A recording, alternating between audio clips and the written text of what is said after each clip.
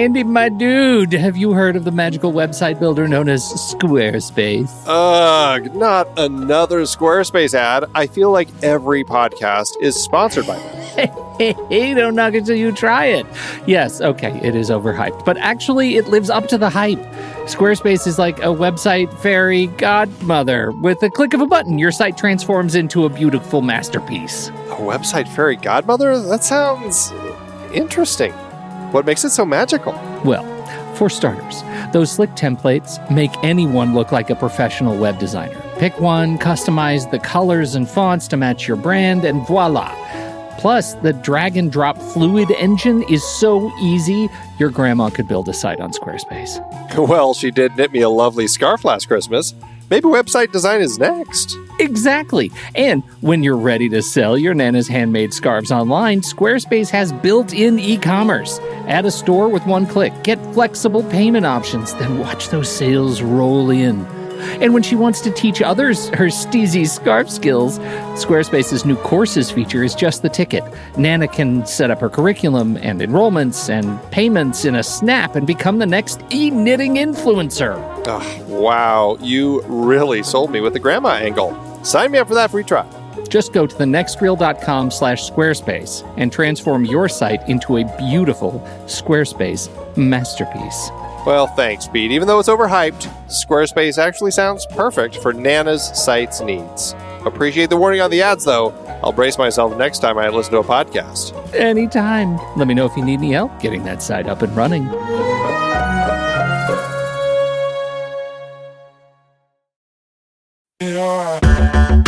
Andy, can you believe we've almost hit 700 episodes of The Next Reel?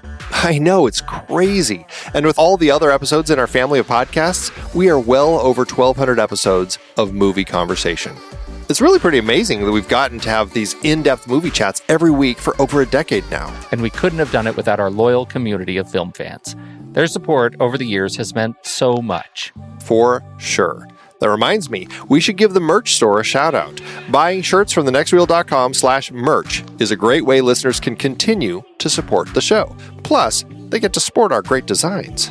Absolutely. I think sometimes folks forget we have a variety of shirts, mugs, phone cases, and more available. In fact, a great place to start is with a shirt sporting the Next Reel's logo. We also have that classic Fast Times Spicoli Surf School tee, or the weirdly popular Rusty's European Tour shirt.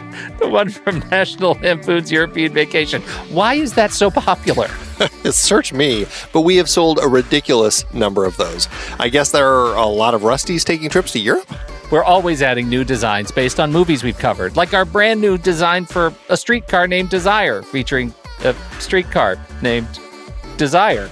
So if you want to rep your love of TNR and films, head to thenextreel.com/merch. Every purchase helps us continue to have these weekly in-depth conversations. So visit thenextreel.com/merch today. And as always, thanks for listening and being a part of the Next Reel community. We've got lots more great movie chats coming your way.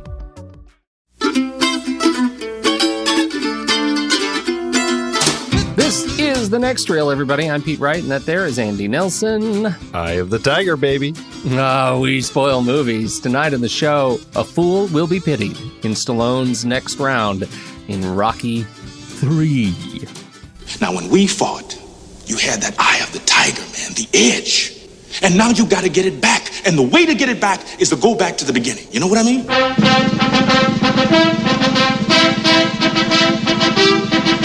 United Artists and Chartoff Winkler proudly present Rocky 3. The worst thing happened to you that could happen to any fighter. You got civilized. Get out of here with you! The truth is we both started out on the same corner, and I got lucky with my life, and it's driving you nuts. Philadelphia salutes its favorite son, Rocky Balboa. Why don't you tell all these nice folks why you've been ducking me? This guy is a wrecking machine. You know, you got a big mouth. Why don't you come out and close it, Balboa? Come on. I want to fight this guy. You fight him without me. Balboa was a fine champion, but his time has passed. See that look in their eyes, Rock? Got to get that look back, Rock. Eye of the tiger, come on. I will destroy any man who tries to take what I got. Andy. We've made it to the middle ground. So can I tell you, Pete, walking into this one, I knew right out of the gate that things were going to be a little different because I didn't get the full title of the film rolling across the screen the way I did in the past two.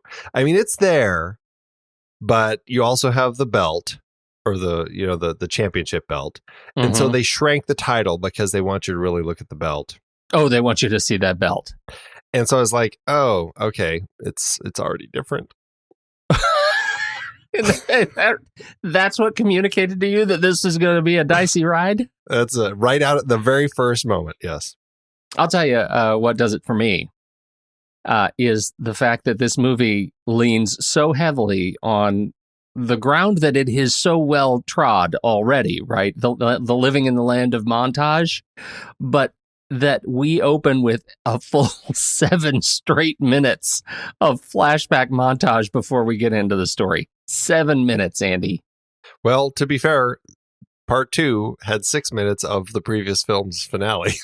I know, and I thought that was a little bit dicey. Yes, This is different, though. This is a different kind of, we'll say, diciness, because they actually use that montage to give us the flashback of the last few minutes of the Apollo. So we're sticking to formula, right? Yep, Last few minutes of the Apollo fight.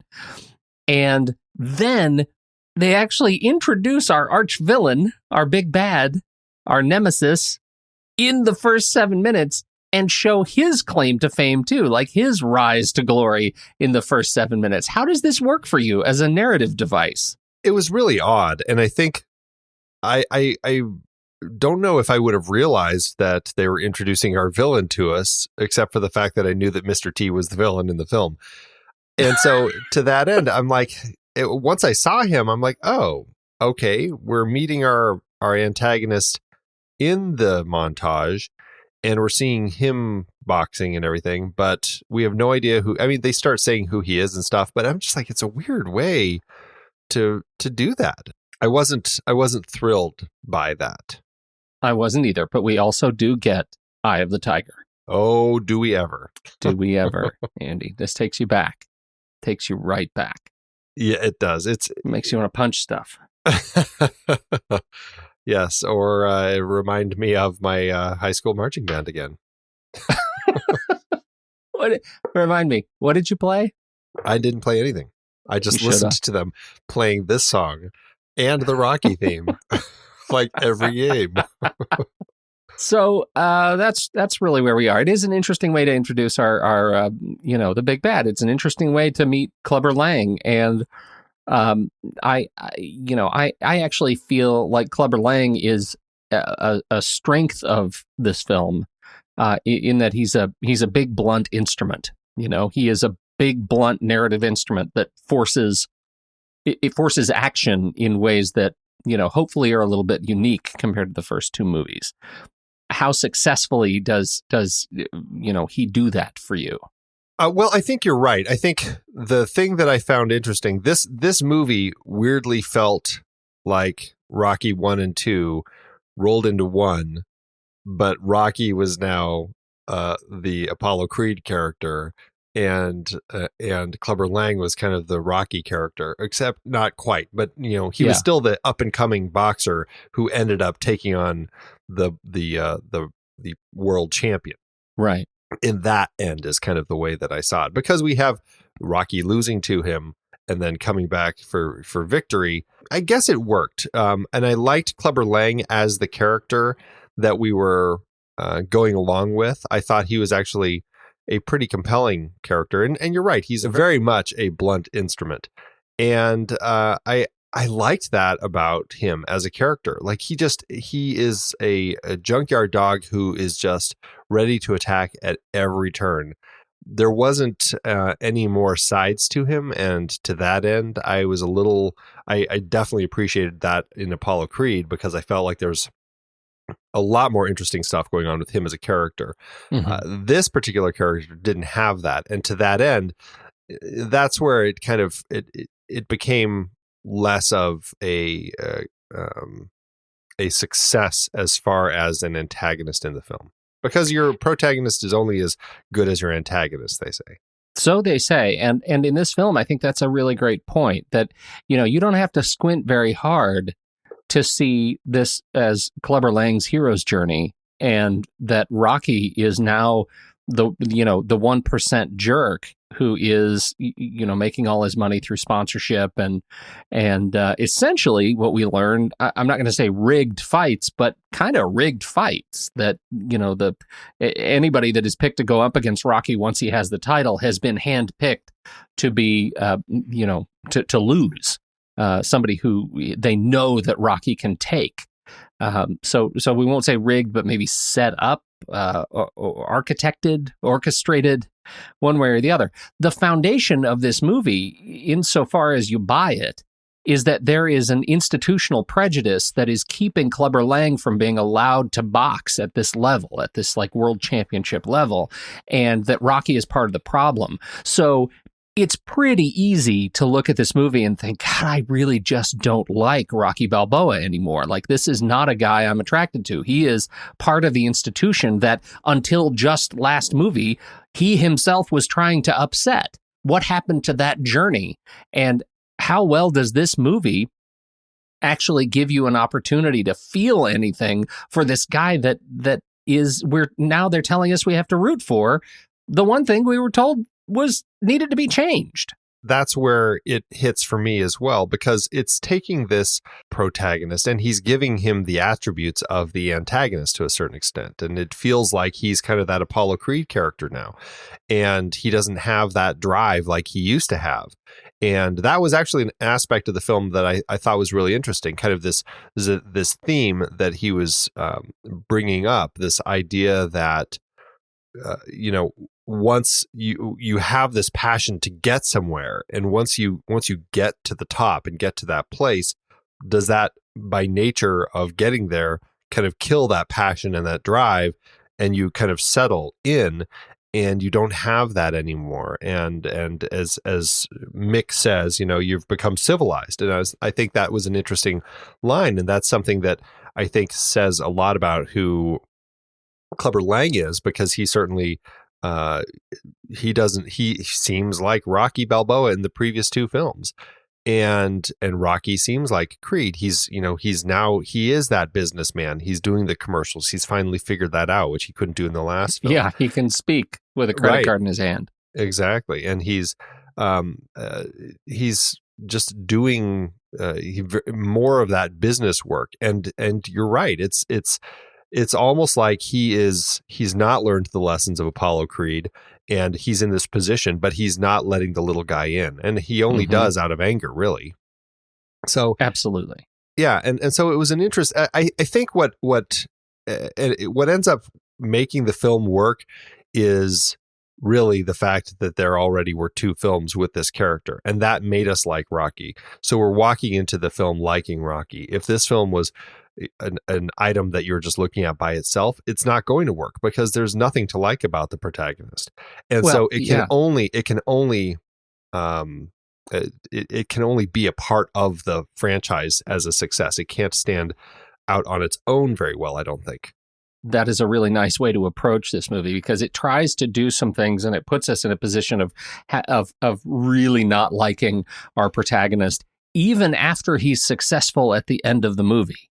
Right? Like, even at the end, we realize what we're getting, which is more of what we had when the movie started. Like, how much does he actually evolve, Rocky Balboa, over the course of the film? How much does he learn? And how much do we have faith in the fact that this character is going to be something new and different as a result of the outcome of the film? I would argue not all that much.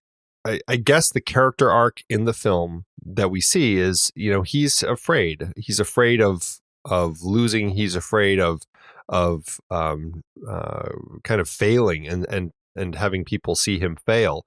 And you've got that speech that Adrian gives him that comes kind of in the middle of the film, but that kind of spurs him on. This was where I felt like Sylvester Stallone's writing could have used some other hands to kind of help and firm up the story a little bit, because I think it's close. I think there are ideas there that are interesting. This idea of being in this position where you're winning, but then all of a sudden finding out that there's this system under you that's keeping where you are, and then being afraid that now that you know that you're not going to be able to stay there.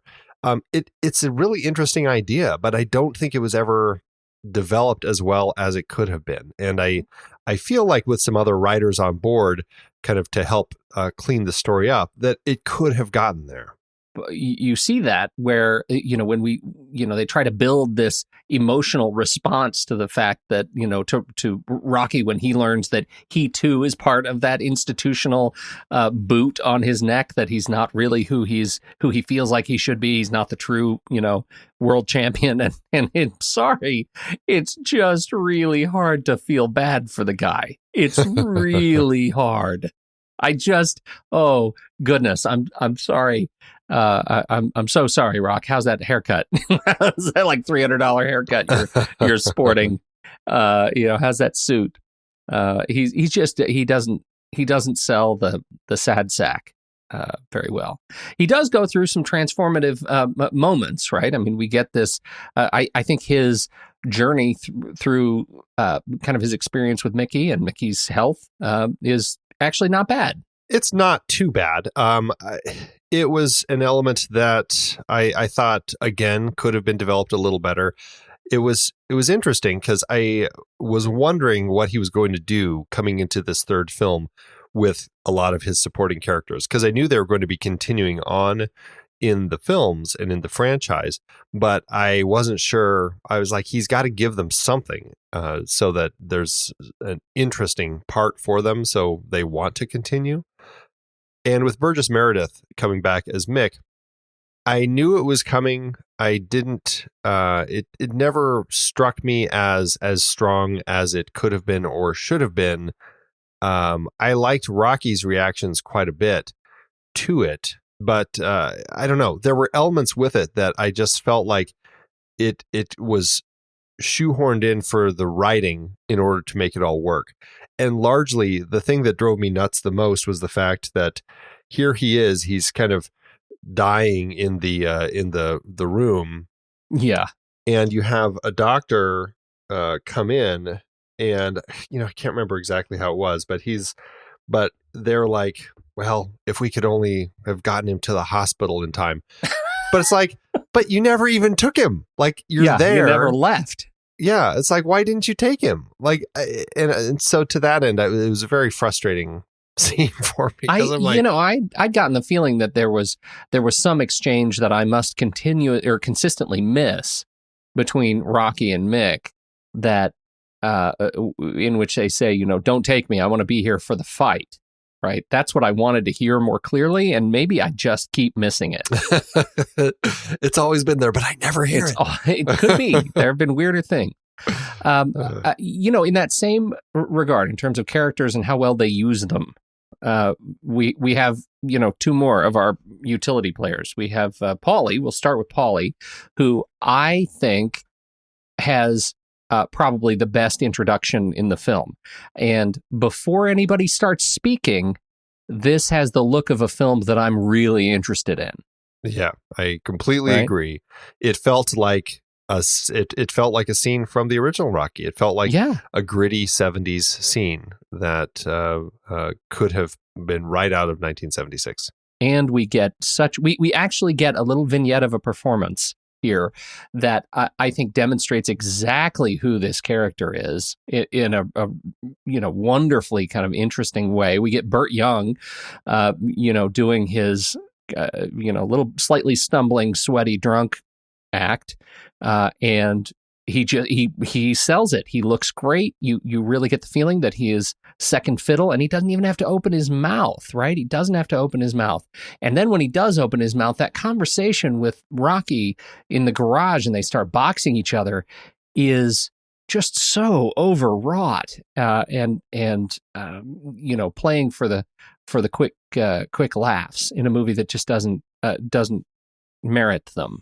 Yeah, that was what frustrated me the most, because you're right. I loved everything that started with him in the bar and the conversation he had with the barkeep, smashing the pinball game, the Rocky pinball game. Yeah. all of that was great. And then it totally turned into just this dumb conversation between him and Rocky, which could have worked really nicely, but it just, I don't know, all the steam came out of it when he's just like, you never even offered me a job. Well, you never asked. Can I have a job? Sure. What? Yeah. That Awful. what just happened here? Awful. That was awful. Yeah. And then I don't know what they did with him later. Once he goes to LA, he becomes like, I don't know if he was kind of the playing up all of the things about LA that Sylvester Stallone doesn't like. But I just was like, he's always the one complaining about things out there. And then all of a sudden it was like, is he racist now? Like he was just saying some things like, oh, you can't train him like a colored guy. Yeah. And just these, I'm like, whoa, what just happened to Paulie? It just all of a sudden just took a weird corner and I just didn't like it. Absolutely. I totally agree. It was, we've never gotten anything out of that character, but, that would support this turn. And it was unearned. It was just unearned. It just felt sloppy to me. Yep. The next character, another very important character. And I feel like we may have dropped a ball here on Adrian. Her big thing in that last movie was, oh my gosh. Yeah, in the first movie was, would you stop beating on this man that I love? No more fighting. No more fighting. Yeah. I feel like she's not that person anymore. It was odd in the beginning. And I was trying to gauge like what are my thoughts about this, because she seemed to just in the montage totally become a fan of the money. Yeah. And she's just like wearing the furs and just everything. And I'm like, okay, this is a little odd for Adrian. I wasn't expecting her to go here.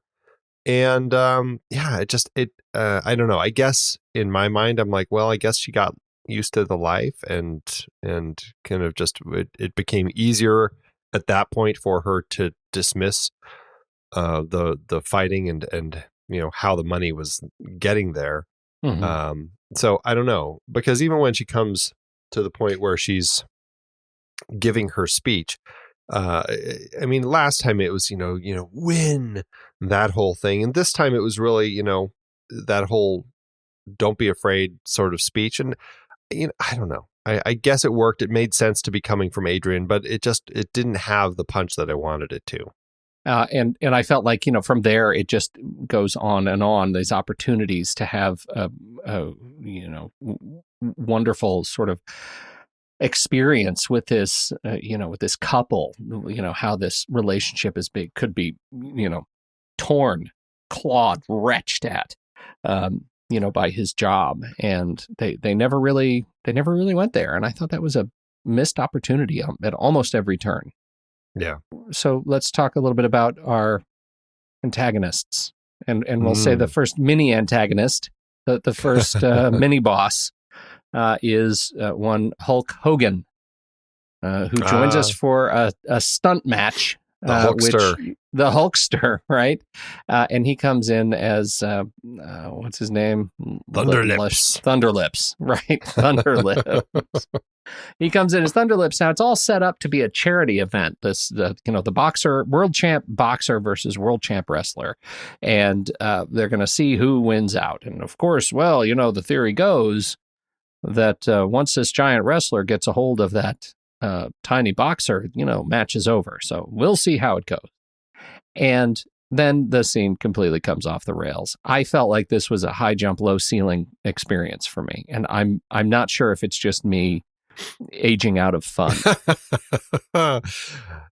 It's this, I had to smile through the scene because when I was a young teenager, I was really into watching the WWF and all of the drama going on with Hulk Hogan and Andre the Giant and the kind of the different I can't remember, like Roddy Piper and just like their two sides that were always fighting. I just totally ate it up. It was it was like my soap opera, and I really enjoyed it. So I had a great time watching Hulk Hogan here because the whole wrestling scene was exactly what I would watch all the time. It was nonsense. Okay. But yeah, so to that end, I had fun with it. And but it was funny because I'm like, well, all this wrestling stuff is fake, of course, but I don't know. They were I was confused a little bit. I was like, well, they're playing it like it's real. Like he's doing all the wrestling moves. Exactly. And he's playing like a real. So I don't know. Was it real? Like I to that end, I was a little, but I'm like, for the story, it is what it is, because obviously the story in wrestling is that it is real. So in the movie, the context of the movie. Yeah. It's not like they're going to give it away. Right. Yeah. Right. Yeah. So it was fun. It was just fun seeing him playing this character. And boy, was he tall. He is so tall.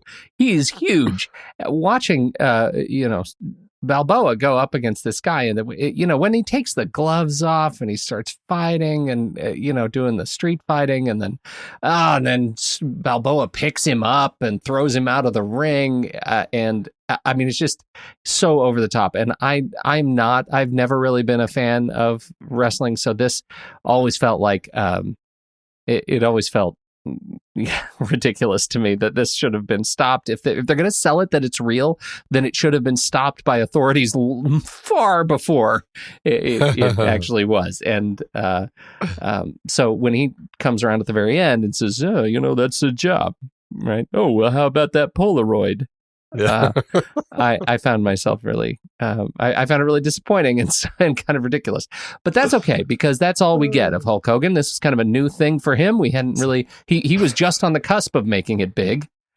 I mean, he had been wrestling for quite a while, but yeah, it was actually like right after this movie, when wrestling really kind of, it was really kind of when the WWF was, I want to say like reborn. I don't know if that's the right turn of phrase to say, but it really was like late 82, early 83, I think, somewhere right around there, when he really kind of took off, or it might have been late 83, early 84. And that's really when kind of Hulkamania really just exploded. And then he was like the chosen one. Oh, yes. Yes. I never really followed it, so. You missed out, man. Apparently I missed out. So let's get back to the other new face in this film, and that is Mr. T as Clubber Lang. Clubber, he was pretty new to this thing too. We've never seen him before on film. This is his first movie, and as we said before, I think he did. I think he personally did a great job in this movie. Whatever you think of how they used him, I thought he was an intimidating figure and a great antagonist. Oh, yeah, I absolutely agree. I thought he was great. I think that he takes this angry role and played it up really nicely. I thoroughly enjoyed him as Clubber Lang, and I thought, he already had the hairstyle and everything that, that inspired by the warriors of the Mandinka Nation in West Africa, plus his jewelry and the big earrings and everything that he was wearing. He created this fantastic image of who this character was that worked really well in context of the film, and just, in context of his life. I think Mr. T's always been a really interesting character, and as tough a guy as he is, I think he always seemed to be somebody who weirdly was still a role model. Like, there was the Mr. T cartoon. He was like, he met with the Reagans when Ronald Reagan was president, and I remember there's a famous picture of him and Nancy Reagan, and then even like in recent years, he was the voice of the police officer in Cloudy with a Chance of Meatballs. So yes, he was. Yeah. So he's an interesting actor, and I thought he was great here. I really liked him. And this was really kind of, you said this was his first film role. I know there was another movie that he did this year, but both of these were like right before he really exploded with the A-Team, which I think was actually the same year. Yeah. But and he got the introducing credit, right? He got the introducing Mr. T. And I feel like I can't put my finger on it, but I have kind of a sense memory of seeing that for the first time and thinking, damn, nice name. Like thinking aspirationally, I might actually need to change my name, Mr. P. Mr. P. That's you could do that. I could. Maybe too late. Lest we forget, I've aged out of fun. That's right. As you've already said, yes, no more fun for you. Final character we got to talk about is Apollo Creed himself. He is back in this movie, and I don't believe he puts on the gloves until the very end. He is back, and he's in a suit. Maybe he does. He does in the training. He does when he's sparring, but he's mostly in a suit, and he comes back to take over the role of Mickey, and becomes the trainer for Rocky Balboa for this big fight. He says, if you're going to train, you got to train a different way. You got to train the way I trained, which has always had a little bit of a weird light on it because, the way he trained, he lost. Well, but I guess the idea is that now Rocky is going to know his moves and Creed's moves. He's like the Matrix. He's leveling up. Yeah. I regardless of how that played out and what, if it made any sense or not, I actually really liked the fact that Creed came in to train him and took him on and under his wing to kind of build him back up. I actually to that end, I really actually liked all the beginning stuff with him and how Rocky wasn't really quite there with the training and all of that worked. And like that, even when Mickey was still around and he was kind of doing that like awful training, like with the press there and kissing letting the ladies kiss his cheeks and having people paint him. And that was like, I don't know, that to me worked really nicely to kind of show this is this guy who's hit this place and he hasn't realized yet, that so much of what he's on is this false creation. Yeah. And so I really liked that part. And I liked how Creed kind of helped him find all of that. And something about their training that I do have to say, man, the physicality of these actors, the training that they do, the work that they put into it to make this film work. I mean, I just was endlessly impressed. And you have these montages of the two of them racing. It kind of became the thing. It's like catching the chicken in the previous film. Would he be ever? He'll be ready to fight once we know that he can actually beat Creed in their beach races, right? Barefoot beach race. Yeah, like that's a half shirt. Exactly. We knew that, but watching the two of them, because it was often like this slow-mo as they were racing and stuff, and their muscles are just like, I was just like, I was just unduly impressed with the amount of training that these guys obviously are doing to do this work in the films. And it kind of hit me at that point. I'm like, it's not just, a movie. Like, these guys are really doing a lot of physical work to make this happen. So it made it that much more impressive for me. I think you should talk a little bit more about that, right? The stats of Stallone and his training regimen and where he ended up physically for this movie. Yeah. So this was kind of interesting. So Stallone said that to get his body fat percentage down to his all-time low of 2.8% and a weight of 155 pounds, he said he ate only 10 egg whites and a piece of toast each day, having a fruit every third day. For training, he had a 2-mile jog in the morning, followed by 2 hours of weight training, a nap in the afternoon, and then 18 rounds of sparring, then another weight training session, and then a swim. That's every day to train. I do that. I do that, but I do the fruit every other day instead of every third day. Instead of every third day. So that's a gimme. That's my buy.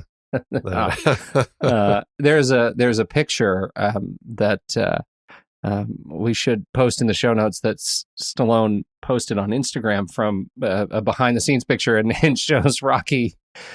He's between scenes, and he's standing on his hands. He's upside down, standing on his hands, leaning against the corner of the ring, and he looks as poised there as he does when he's standing on his feet, like he's just solid muscle. And he said he didn't know that picture existed. Somebody must have sent it to him, and he scanned it and put it up there. But he said, during this period, I only ate a very small portion of oatmeal cookies made with brown rice, and up to here we go. This is for you. 25 cups of coffee a day with honey and a couple of scoops of tuna fish. Wow. Wow. It's just fantastic. That's just nuts. I mean, but it's good. He acknowledges that getting his body fat down to that level is actually dangerous for your body. Yeah. Like you should not have such body fat, such low body fat. And I didn't even say the reason he's standing upside down is because, when he's doing these, boxing scenes and they're kind of hammering on each other physically, all the blood rushes out of his head very, very quickly. And so he's standing on his head to keep the blood coming back to his head so he doesn't pass out. Yeah. Right. Yeah. I don't have to think about that in my work as a podcaster generally day to day. So I will call that a blessing.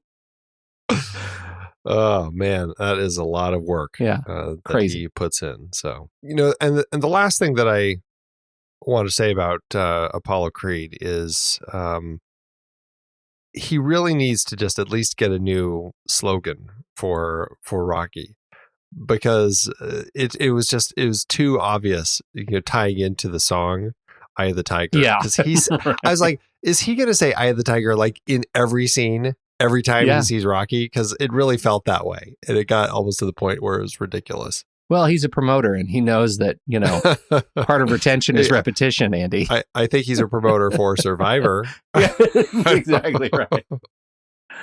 I was surprised he wasn't holding the album as he kept saying it to Rocky. Exactly, over his shoulder. Right.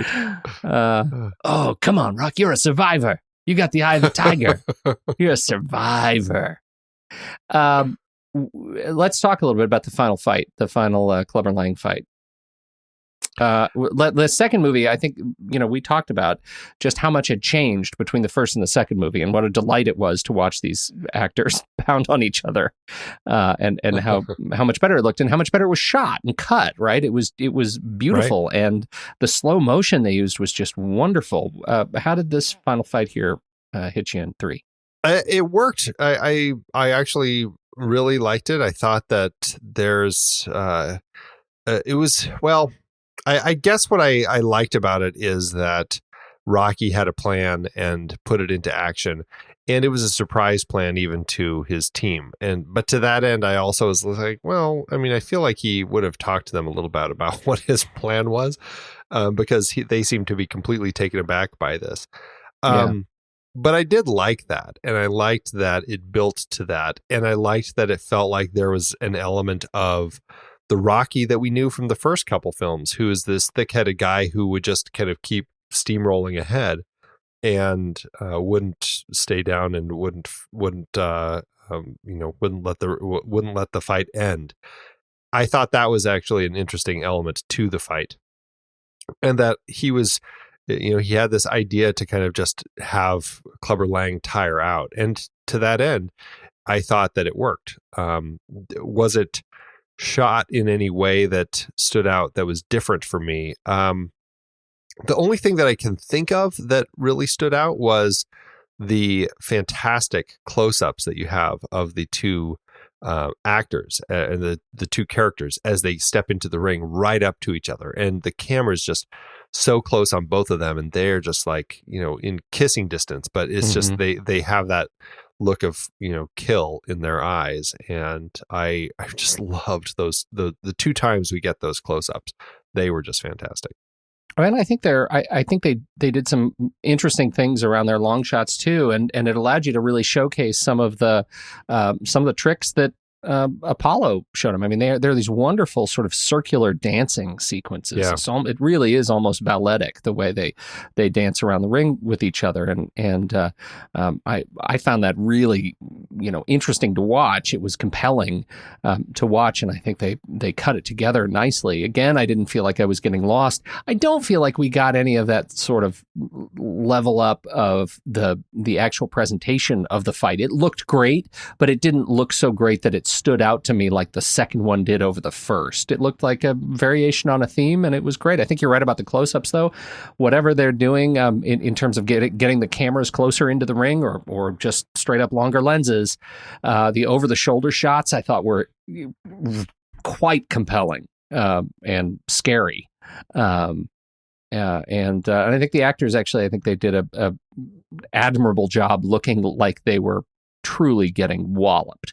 Some of those shots at the end where Rocky just knocks Clubber Lang's head, and it's like a bobblehead. I mean, the way his head just floats on his neck is horrifying, and it looks great. Yeah, and again, going back to that physicality, I mean, obviously there is some actual boxing involved in this, Right. Not necessarily to the extent that these guys are really doing it. But I mean, in order to have it looking like, a glove is making contact with a face, you really have to have a glove contact Right. face. And And we posted that, and we'll talk about this again in Creed. Like, we posted that story where Rocky's telling the story of the I can't remember. It was like the initiation for a new boxer to come on set. Like, at some point, you got to get knocked out. You got to get KO'd, and he got KO'd, and every actor who's come in has been KO'd. And so, it exists on YouTube. Watching. Michael B. Jordan getting knocked out in a behind the scenes take, and it is horrifying. Like, it is real. Like, there's enough real here that somebody's brain's getting knocked around in a sack. Oy, yeah.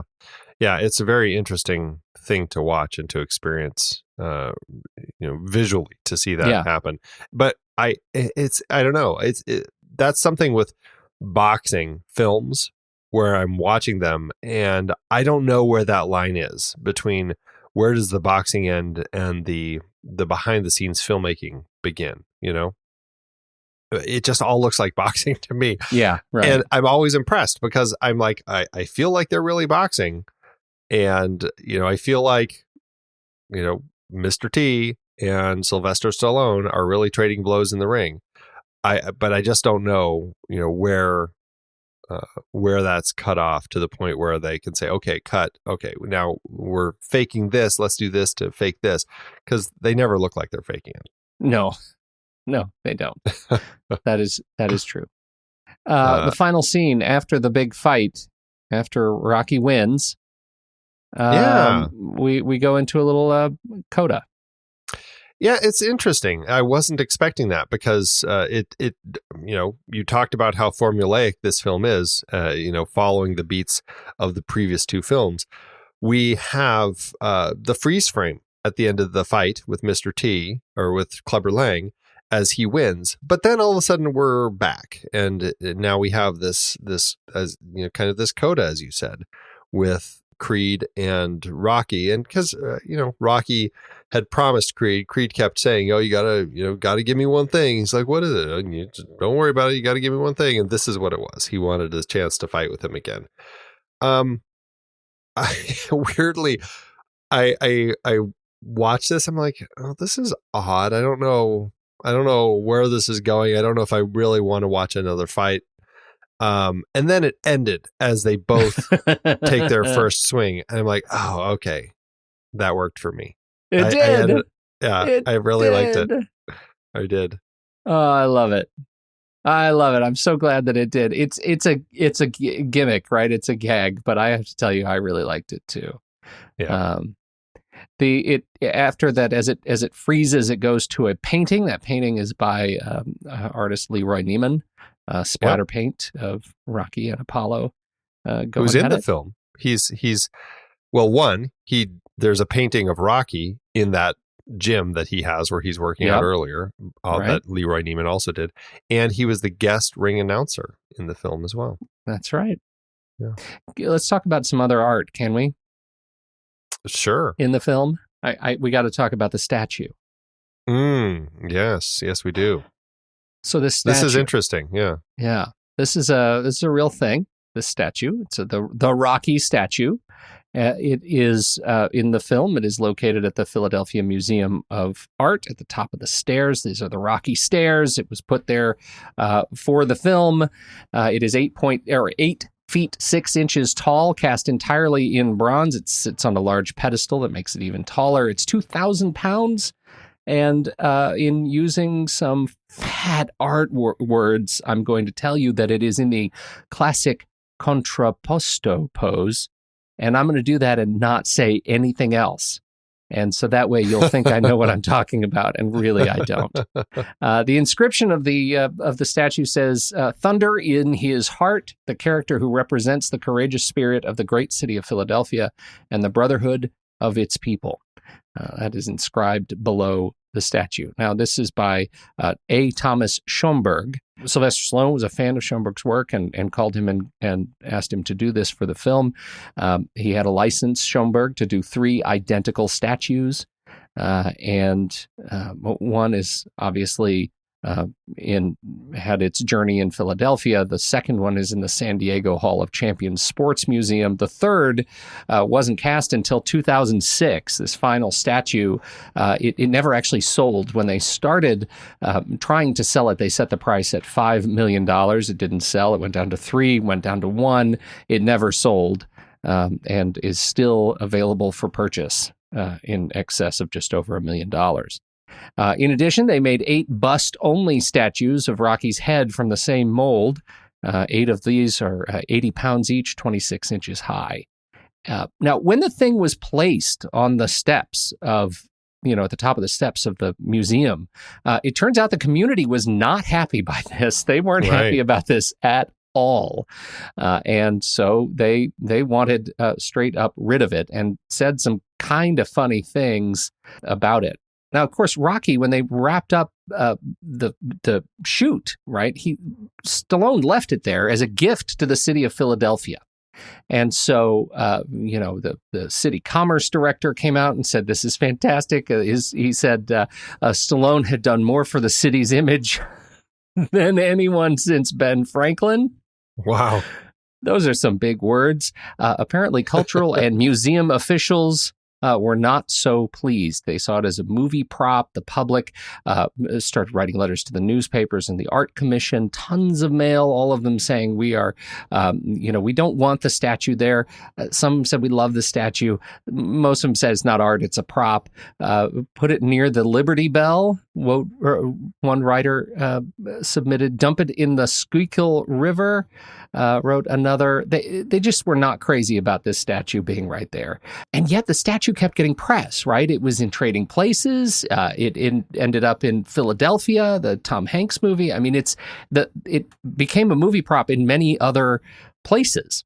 Eventually, the Art Commission buckled under public pressure and they moved the statue to the Spectrum, which is it became the Wachovia Spectrum in 2003. So this was the place where Rocky and Apollo had their first fictional boxing matches, right? So this is the stadium where they were. So they put it there, and it felt like a perfectly appropriate place.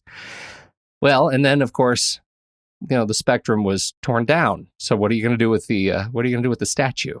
Well, it becomes a drama again, and it turns out it's drama with a to be continued, because in fact the drama is related to movies yet to come. Oh, goody. So I think we hold the statue conversation there because it's already a crazy funny road that this thing has taken, but it is still somewhere in Philadelphia. It is not at the Spectrum, because the Spectrum doesn't exist. And if you want one in your own yard, it's $1 million. And an HOA approval letter. Have you ever seen it? Have you ever been there? Nope. I've seen it in the movies. That seems like a thing you would do, given and our joint love of movie locations and props. Like, it seems like a place we should go. Sure. Now that you will have seen all the Rocky movies. I need to eventually make it to more of the East Coast. It'll be a good trip. That'll be a good trip.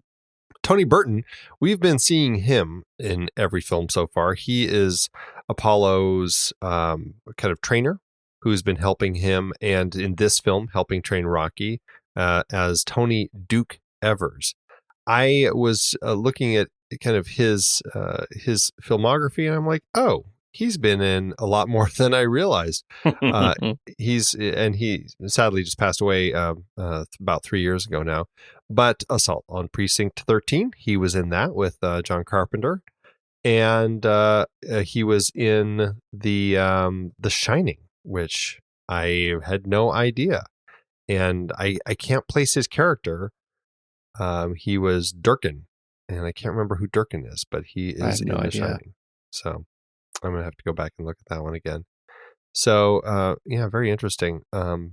But he's certainly going to pop up in a few more of these Rocky movies. So he was also in a film called Farticus. Maybe not the high point of his career. That was right between his stint on Chicago Hope and The Magnificent Seven, the TV series. Right. Aye. Oh, that's exceptional catalog of work. And then this was just an interesting side note. At the time, an actor by the name of Morgan Freeman, who was an unknown, auditioned to play the role of Clubber Lang's trainer. He didn't get it because he wasn't somebody that people recognized. And so it went to, who did it go to? Actually, now that I say that, I'm not sure who the guy was who was Clubber Lang's trainer. Wally Taylor looks like was his manager, so I'm assuming that's who it was. Yeah. But Morgan Freeman did not get it, and that would have been a very interesting thing to have seen Morgan Freeman pop up in here. And then the only other thing I wanted to say was just about Sylvester Stallone. As far as directing and writing and directing, we've already kind of talked a little bit about that, but but again, I feel like he's an interesting guy who's done some interesting things, and I feel like there is some opportunities here to do some stuff that do a little more. And I guess I'm hitting this point now with him where I appreciate the character that he's created with Rocky, but I feel like there could be a little more strength in it. That being said, I actually felt like this was directed better than Rocky 2. When I asked you, when we wrapped up last week, I asked you to make sure that you looked at this movie with a specific sort of lens in mind. Do you remember what I said? Yeah, cultural relevance or something. Is that what it was? Yeah, cultural French fries, whatever, something like that. Yeah, that these movies, right, 3 and 4, are actually tied to the period in which they were released more than I think the other two that we've already watched. Do you agree with that? Well, I haven't seen Rocky 4 yet. I don't know if I completely agree with that with this particular film. I think it feels like it's of the pack with the previous two. You know, I don't think it stands out as anything that's wholly unique yet, or specific to the 80s.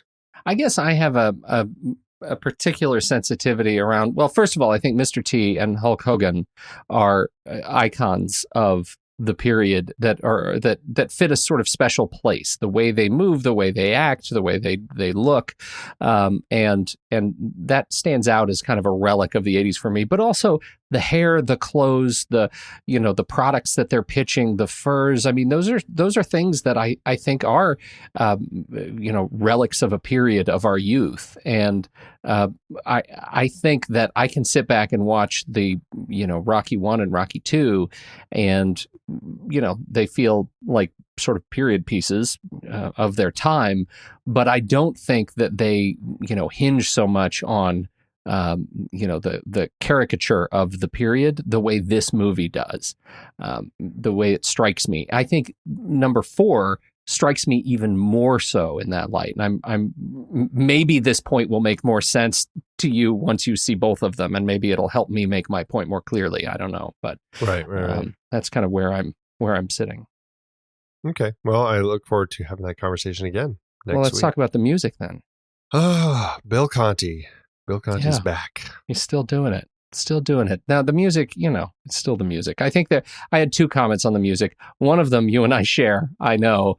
The other is the evil villain music when Hulk Hogan is introduced and he comes walking down the aisle, and it turns into, like, I feel like he should have had a black twisty mustache and a top hat and dum dum dum dum dum dum dum dum dum. I mean, it's just it's like vaudeville villains, and I think it's at once fantastic and ridiculous in the overall, scope of the score. It actually detracts from the fact that they are trying to sell this as a real event, because the music is so comically not real. So that's the only thing that really stands out to me in terms of any sort of divergence from the tone of the rest of the score. Conti is an interesting composer. His films are the music that he writes for his films almost always feel very tied to the time that he writes them. And the Rocky films certainly feel like it's great music, but it really still feels like great 70s score, Right. And we're hitting that point with Rocky 3, where it's kind of feeling like, it's still great, but it's that great early 80s score now. Yeah, and you're walking a fine line, Bill. And I think very much the same thing when he left this franchise and moved over to the Karate Kid films and did those, because again, very popular music for him, those films and the music that he wrote. But I feel like it was very very much of its time. And it's funny because he wins these ASCAP awards all the time for it's lifetime achievement type awards for his music being like one of the most performed themes. And Rocky won one year, and the Karate Kid also. It's interesting to me that this music that he writes is just played so much, especially when it comes from his sports films. Because in this particular case, I don't think that the music's that special, but I think he wrote some really key themes that work really nicely just across the franchise. Yeah. And then they decided to use it on set. And that's where all of a sudden things got weird for me, because now it's diegetic music. We have, I mean, it was like watching my old high school marching band play it, because they sounded just as bad. You didn't think they played the joke off well enough, though? Like, I didn't. I think when Mickey turns back and says, "Yeah, shut up and change your tune." No, I mean, it's cringe. Yeah, I didn't like that at all. To me, it was like, are they trying to make a point that it has become this thing that is played by every high school marching band in the country? But why? Because now it's this diegetic music where all of a sudden, in context of the film, they're playing the Rocky music. That just didn't work for me. Does not fly. Went too far. Too far. Yeah. Rocky. But I do like that Survivor song. It's a good song. It's a fine song. Yeah. It was interesting. I didn't know this about Eye of the Tiger, but the version in the film, it's actually the demo of the version. They didn't have it finished yet. The finished version appeared for the first time on the soundtrack. Maybe, actually, that's why Apollo gets to keep using the words Eye of the Tiger, because maybe when they originally wrote it, it wasn't called Eye of the Tiger. Maybe that's what it is. Maybe that's what it is. Do you want to talk a little bit about Scorsese? The Scorsese. It's really not a huge thing, but I guess it ties into the cinematography and the editing. But wow, that came out between Rocky 2 and Rocky 3, and I mean there were other boxing films too. But as I was watching this, and it really kind of as I started, it was in the back of my mind. I wonder if Sylvester Stallone is a director with Bill Butler doing cinematography and Mark Warner and Don Zimmerman doing the editing, if they are going to pull any of the masterful techniques that Scorsese and his team used in Raging Bull for their boxing scenes, because they were so masterful, just the way that the editing was cut together, the slow, the fast, the sound effects, just everything was so sharp and on point. So I guess I walked into these fight scenes hoping I was going to see something that stood out as a little different as compared to what we saw. And I largely didn't. I thought it was pretty much the same on the same scale as what we got in the last couple films. Not saying it was bad. I was just kind of, hoping that they would, find a few new toys, a few new tricks that from Raging Bull that they could play with. And they didn't. So it was, I don't want to say I'm disappointed, but I guess maybe just slightly surprised. Again, this one leads right into, in terms of tone and technique, number 4. I'm very interested to see if they have learned anything yet again. A couple of other little notes. Stallone, he likes his Muppets. I loved this. During that opening montage, you get to see him on the Muppet Show. But what was interesting is that was actually a clip of when Sylvester Stallone appeared on the Muppet Show.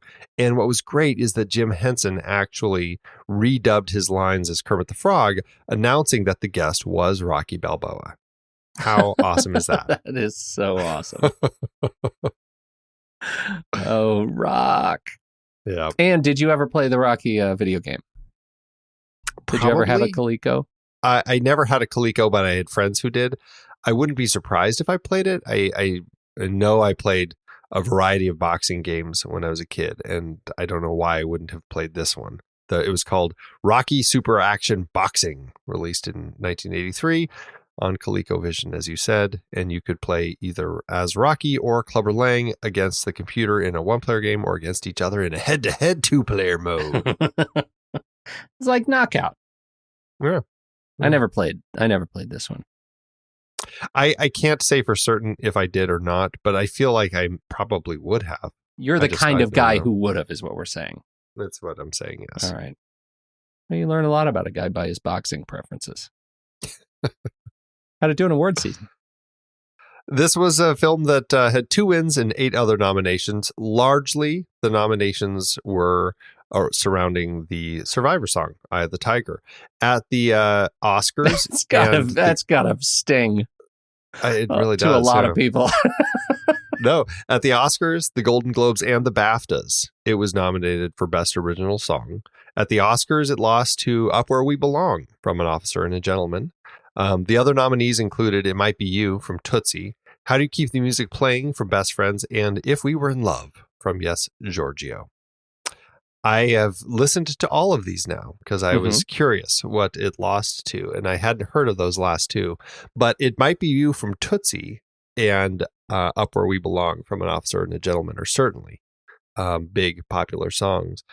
If you had your druthers, what would you have picked for the Oscars? Oh, "It Might Be You." That one of all of them is the biggest earworm for me personally, and I recognize I may be an outlier, but I would say it's my favorite of the songs. I agree with you. I love "It Might Be You." I think it's a beautiful, beautiful song. But "Eye of the Tiger" is the one that I think I don't know if culturally relevant is the right word to say or the right phrase, but it certainly is the one that I think has had the longest staying power. I mean, I think "Up Where We Belong" is a great song. It really is. Yeah. But it's kind of, it represents that schmaltzier period of the Oscars when it's that type of song that was winning everything. Totally. Over at the Golden Globes, it also lost to "Up Where We Belong," but the other nominees included the theme from Cat People, which is a fantastic David Bowie song, "Putting Out Fire," and "Making Love" from the movie Making Love, which is a terrible song. I just listened to it. I would certainly, I would have picked the theme from Cat People or "Eye of the Tiger," which is a great song. And at the BAFTAs, this was interesting. It lost to "Another Brick in the Wall" from Pink Floyd's "The Wall," which I don't know what the rules of the BAFTAs are, but wasn't that song on the album before the movie, or was that song Like, I don't know how that works. Yeah, I don't know. I don't know how that worked in particular. But if it was original for the movie, then there is no reason that shouldn't have gotten the nomination for the Oscar too. Yeah, exactly. It's a great song. Too good a song. Right. Right. At the Japanese Academy, it was nominated for Best Foreign Film, but lost to E.T. And then the Razzies decided to nominate Mr. T as the worst new star, but luckily he lost to Pia Zadora in Butterfly. And then this is would have been a real one. shame because I think his performance is better. I think that's terrible. I thought he was great. Yeah. Yeah. But then at the Young Artists Awards, it was nominated, or it won for Best Family Motion Picture, and was nominated for Best Young Supporting Actor Ian Freed, which was surprising because he's hardly in it. But he lost to Robert McNaughton for E.T. Mm. You feel any of those are lousy? No, those two I think were fine. I'm fine with those. Although Young Artist Awards, Best Family Motion Picture, I thought I was like, oh, interesting. Best Family Motion Picture. Huh. Yeah, I think that's crazy. Especially if in the other category, it lost to E.T., yet this won Best Family Motion Picture, not E.T. All right, how to do at the box office.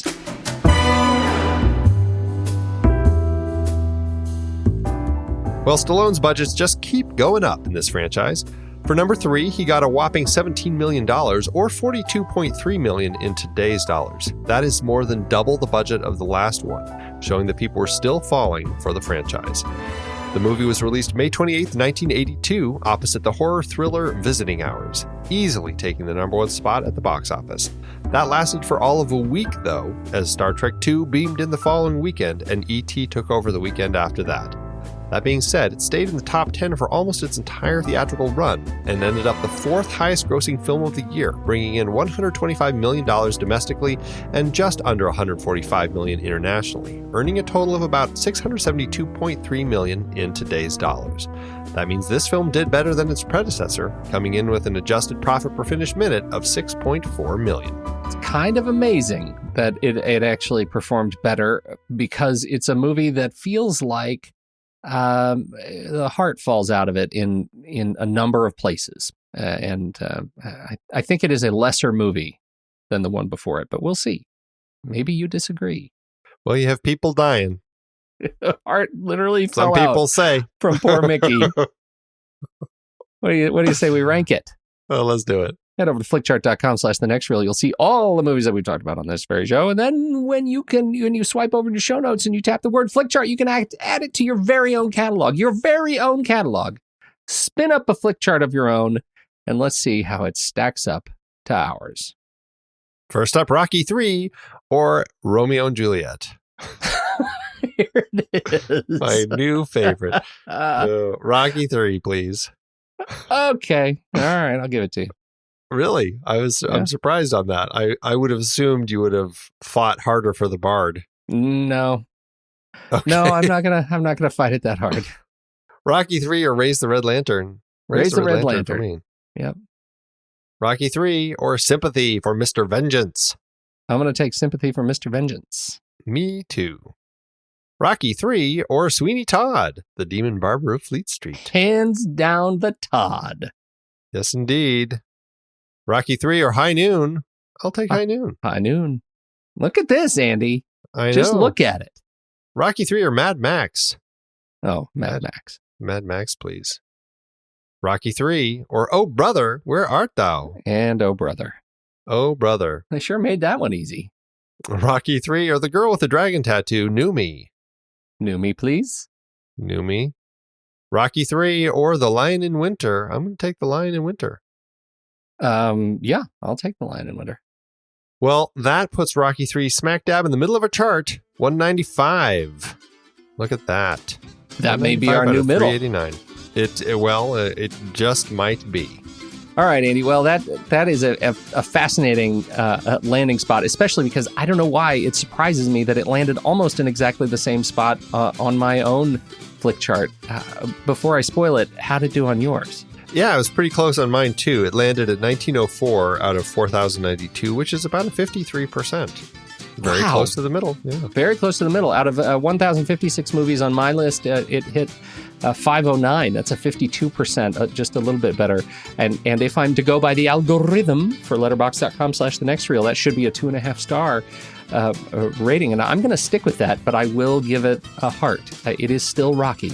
No matter what I think, it's still Rocky. Yeah, I landed right at 2.5 as well with a heart. I enjoyed it. I enjoyed the fights. It was an easy one to get into, despite my issues with it. Tell me what you're looking forward to about next week. Well, we head into the battle with the Russians, Rocky IV from 1985. I will crush you. That's it, Andy. I just spoiled the whole thing for you. The whole thing, excellent. The whole movie. You shouldn't even watch it. Let's just do the show now. Spin it up. Okay. Let's do it. Intern. Well, if you want to hear more of us, but you can't wait until next week's show, check out the new show, The Marvel Movie Minute. We're talking about the films of the Marvel Cinematic Universe 1 minute at a time, starting with 2008's Iron Man. You can support that show and all of our shows over on patreon.com/thenextreel. And you can get access to our exclusive members-only weekend show, The Saturday Matinee. When the movie ends, our conversation begins.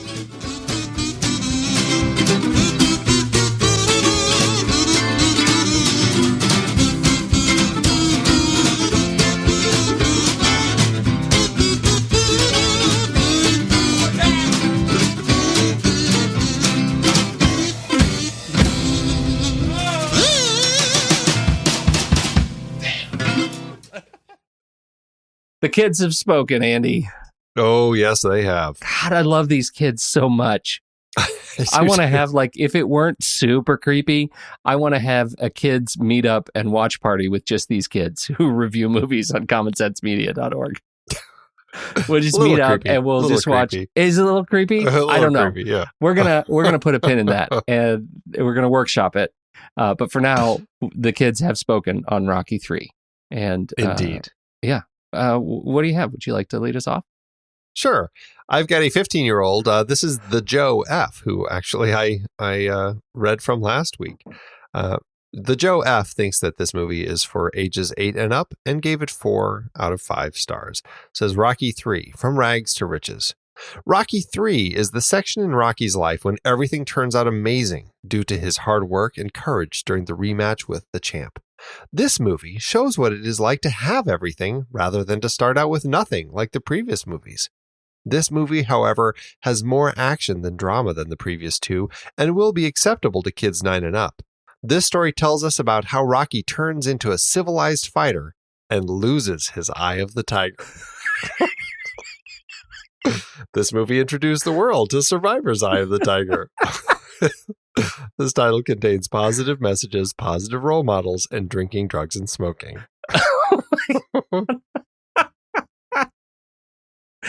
I lost my eye of the tiger.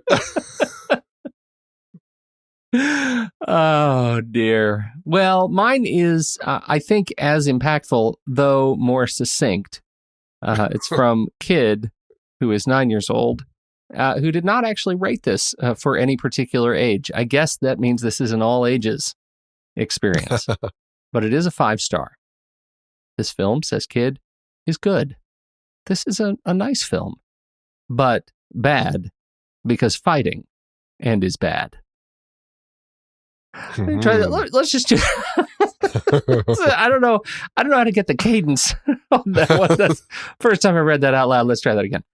This is a nice film, but bad because fighting and is bad. This film is a nice film, but bad because fighting and is bad. You can do that a million times. Is one of them right to your ear? It sounds right. Yeah, I think you're reading exactly as I'm reading it. The best is that 4 people say, "Yep, this review read my mind." And 4 people, it says useful details. There's an engine here supporting these kids' reviews that is just brilliant. It is genius. They're building the future right here at commonsensemedia.org. Thanks, kids. It is hard to believe that we have been having in-depth weekly conversations about movies since 2011. So many great movies, so many great conversations. But it's a lot of work. Producing this show week after week does require a lot behind the scenes. If you'd like to help support our efforts, one easy way is by using our Originals page when shopping for books and movies that we've covered. Your purchases made through our links give us a small commission at no extra cost to you and allow us to keep having these great discussions. We had some great films in Season 8 that started their lives as books or plays, and you can find all of them on our Originals page at thenextreel.com/originals. That's the site where listeners can find links to purchase all the source material behind the adapted films we covered, from Season 1 up through our current season. For part of Season 8, we had a series celebrating the 50th anniversary of films from 1968. We talked about 2001 and 2010 for our Odyssey series, both adapted from Arthur C. Clarke's novels. Man, the second one was so much better than the first, right? Don't you even get me started. Need I bring up Under the Cherry Moon again? Yes, also so much better. Wait, no, that's not what I... Planet of the Apes kicked off its series based on the novel by Pierre Boulet. We covered Danger Diabolic and The Detective, adapted from novels for our 1968 crime films. Wait, wasn't that The Detective the prequel to Die Hard? They were both written by Roderick Thorpe, and yes, it's the same character in the books. I can't believe they even asked Sinatra if he'd be in Die Hard. That would have been weird. Once Upon a Time in America was part of our Leone Once Upon a Time trilogy, adapted from Harry Gray's novel. And we looked at 1968 Best Picture nominees The Lion in Winter, Rachel, Romeo and Juliet, and Oliver! We also had an Ingrid Bergman series with adaptations like Spellbound, For Whom the Bell Tolls, Murder on the Orient Express, and Gaslight. We haven't talked about Gaslight. Stop gaslighting me! Dive deeper into these books and more adapted films at thenextreel.com/originals. Every purchase supports the podcast. Get the full list of adaptations that we've covered on all the Next Reel family of podcasts and start your next read today at thenextreel.com/originals.